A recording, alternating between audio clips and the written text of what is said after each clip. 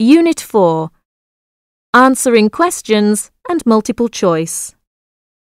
Listening activity number 1.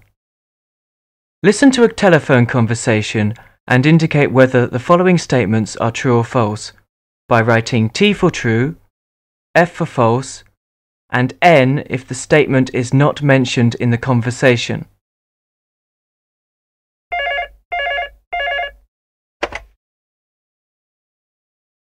Operator, can I help you? I'm calling from a payphone in Ealing Shopping Centre. I've been trying to get through to a number for the past 15 minutes, but I keep getting a funny noise. Are you sure it's the right number, sir? Yes, I've checked in the telephone book. Are the lines busy? What kind of sound are you getting? A continuous humming sound. Did you put in enough money? Yes, I put in the correct amount. What number are you calling, sir? 567-0802. I'm sorry, sir. Could you repeat that once more slowly, please? 567-0802. Ah, that explains it then. We've been having a lot of trouble with that area because of crossed lines. One moment, and I'll try and get the number for you.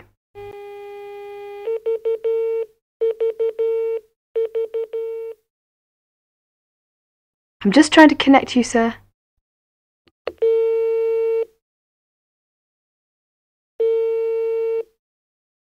Your number's ringing now. Put in 20p, please. Thank you very much. Go ahead, please.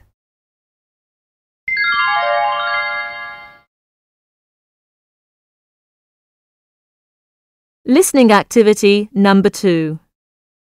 You are going to hear some announcements. As you listen, answer the questions below. Ladies and gentlemen, if I could have your attention for a moment, please. I have the final notices for this final session of the conference. Now, first of all, I'd like to mention that the cross-cultural session has been very popular, so we're moving the final discussion to room 203. That's room 203, which means that the grammar session will be changed from room 203 to room 302. That's the grammar session in room 302. I hope everybody's got that. Now I have a notice here that you must return your keys to the reception desk before you leave. Thank you.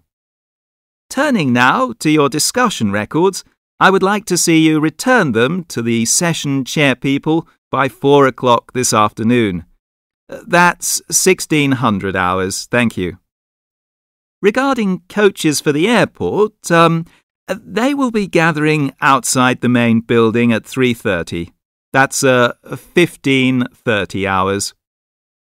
And there will be another one a little later than that at 16 hours. That's 17:50.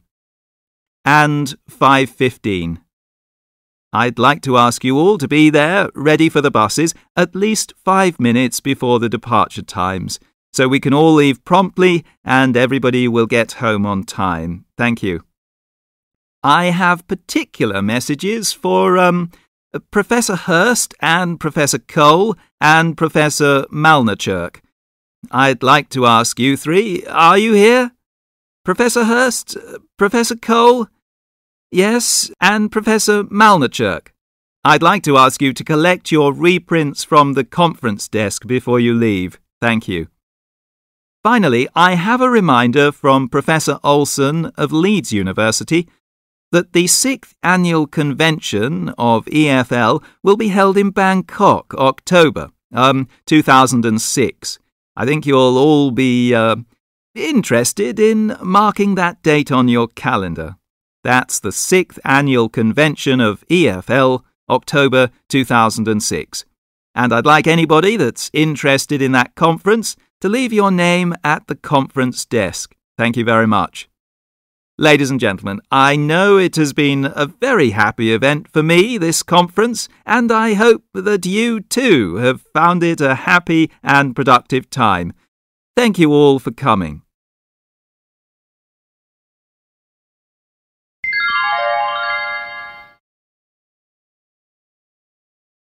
Listening activity number 3.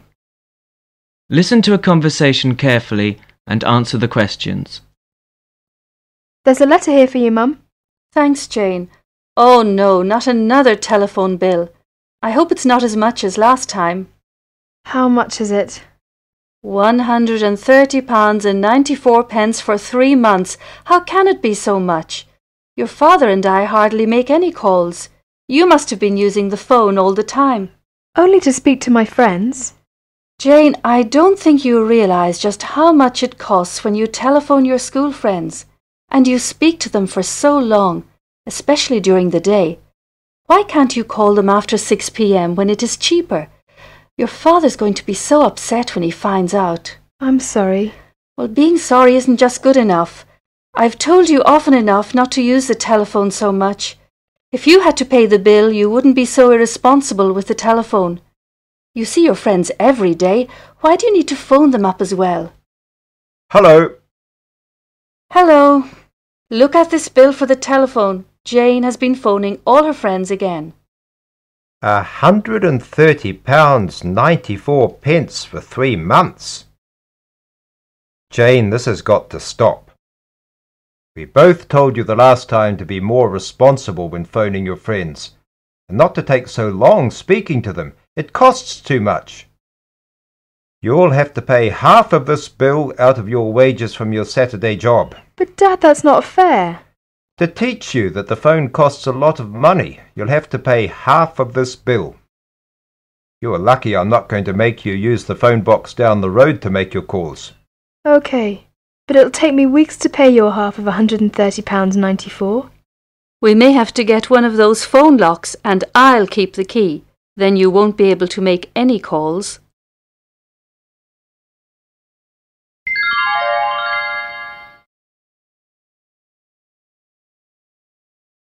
Listening activity number 4. You're going to hear a talk about underground tickets in London. Look at questions 1 to 8. Now listen to the talk and answer questions 1 to 8. Underground tickets are available at all underground stations. Ticket prices for the underground vary according to the distance you travel. The network is divided into 5 zones, a central zone and 4 outer zones. Generally, your fare will increase the more zones you travel through. You must buy your ticket before you start your journey from a ticket office or machine. Keep your ticket for inspection and collection at your destination. The easiest and most economical way to travel around London is with a travel card. This gives you the freedom of London's trains, tubes, and buses in whichever zones you choose. It's perfect for the visitor because one ticket combines travel on the trains of Networth South East with the Underground, Dockland Light Railway, and most of London's buses. It's more convenient than buying separate tickets for each journey. Travel cards are available from any train or tube station. A one-day travel card is ideal for a day's shopping, sightseeing, and all tourist trips in London. You can travel anywhere you'd like within the vast 650 square mile travel card area. No need to keep queuing for tickets or carry a pocket full of change for ticket machines. Just use whatever form of transport suits you best for any combination of trips. One-day travel cards can be bought from staffed train or tube stations after 9:30 a.m. at weekdays and any time at weekends. Travel card season tickets include 7-day, monthly and annual tickets. This is the modern, convenient and flexible ticket for your daily journey to work. For travel card season tickets, please bring a passport-size photograph with you. Smoking is not allowed anywhere on the Underground. Smoking is permitted, however, on the back of upper deck of buses.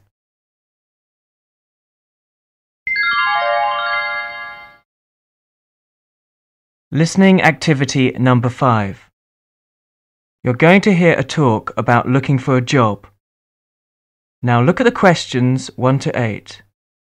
Now listen to the talk and answer questions 1 to 8. Look, here's one that might interest you. What is it? Are you sure? The last one you sent me off to was a disaster. Yes, look. It says they want a junior sales manager, and it looks like it's a big international company. That would be good. You might get to travel. What kind of company is it, though? Let's see.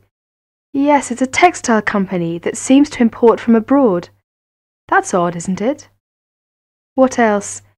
They say the salary is really good. They operate a system of paying you a basic salary and then offering a sales commission on top of that. They say it's high. And, oh look, they give you a car to travel around in. Gosh, that's not bad, is it? Do they say anything about experience? Let's see. No, they want someone young with ambition and enthusiasm. Oh yes, they want graduates. So that's okay. You've been to university. Now, what else? Let's see. There must be some catch. No, the only thing is that you have to travel. But then that's what the company car's for. Oh, and you have to be able to get on well with other people, because it says you have to be good on a team. Perhaps I'll have a closer look at that one.